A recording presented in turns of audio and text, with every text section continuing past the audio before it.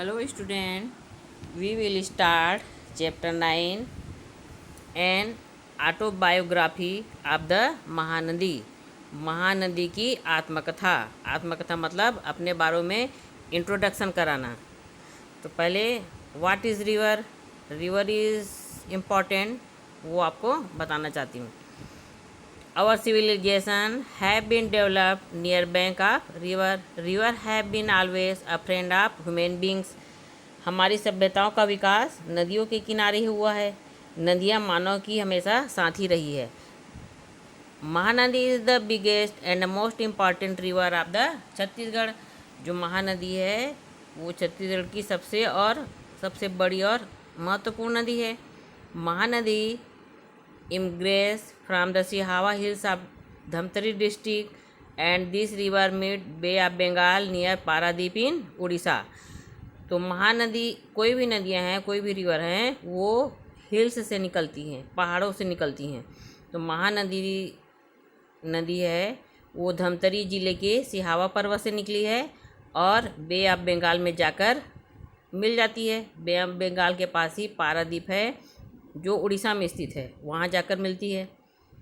Gangrel dam built on Mahanadi is one of the biggest dam of Chhattisgarh where electricity is produced. Mahanadi पर ही Gangrel dam बनाया गया है जो छत्तीसगढ़ का सबसे बड़ा बांध है, जहाँ बिजली का उत्पादन भी होता है। Rajim is an important centre of pilgrims of Chhattisgarh which is situated on the confuse of Mahanadi, Pairi and Sondur. तो राजिम छत्तीसगढ़ का सबसे पवित्र तीर्थ स्थान है जो महानदी, पैरी, सोंडूर, ये 3 नदियां हैं वहाँ पर स्थित हैं। तो 3 नदियों जहाँ आकर मिलती है उसे क्या कहा गया है? संगम कहा जाता है, कन्फ्लूजन्स। Nowadays river are getting polluted and we should take a measure to protect it from pollution।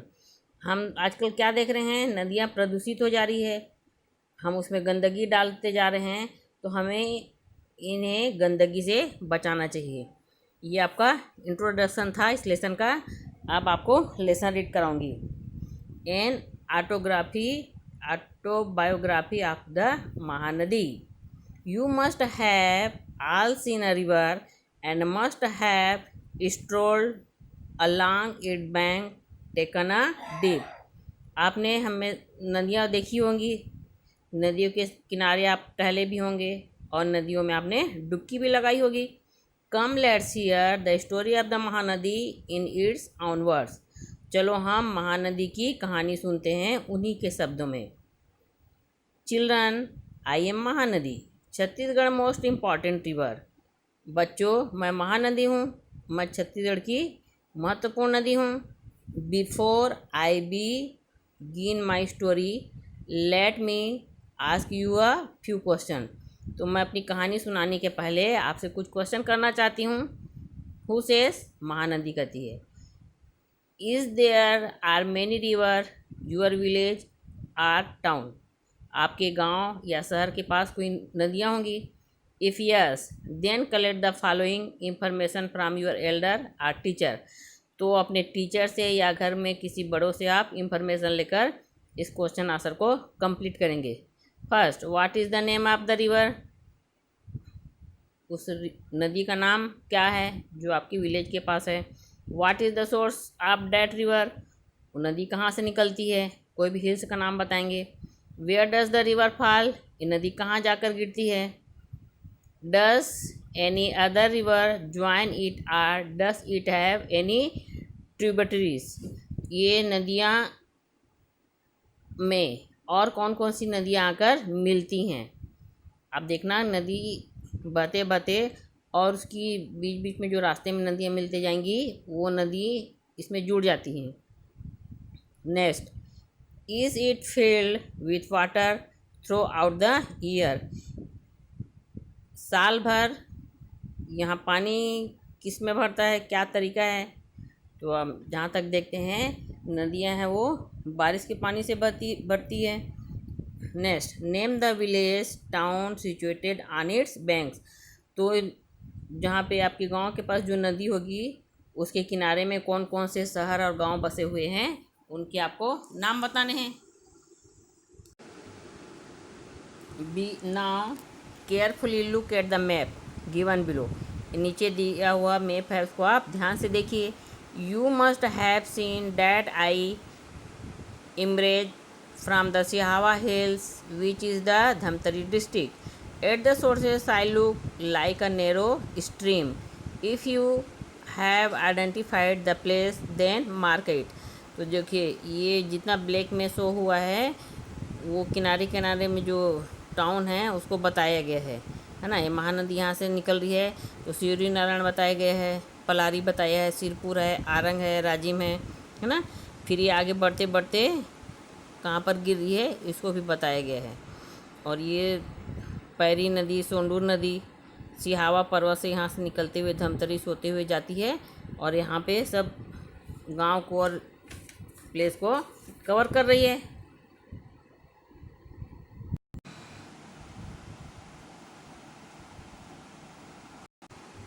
अब मैं उड़ीसा के संबलपुर में हूँ। वहाँ पर एक बड़ा डैम है, Hirakud dam. It is situated a huge dam, Hirakud dam, है ना। तो दो डैम बना है, एक गंगरेल डैम छत्तीसगढ़ में बना है और उड़ीसा में हीराकुंड डैम। तो महानदी इतनी बड़ी नदी है कि दो डैम बने हुए हैं उस पर।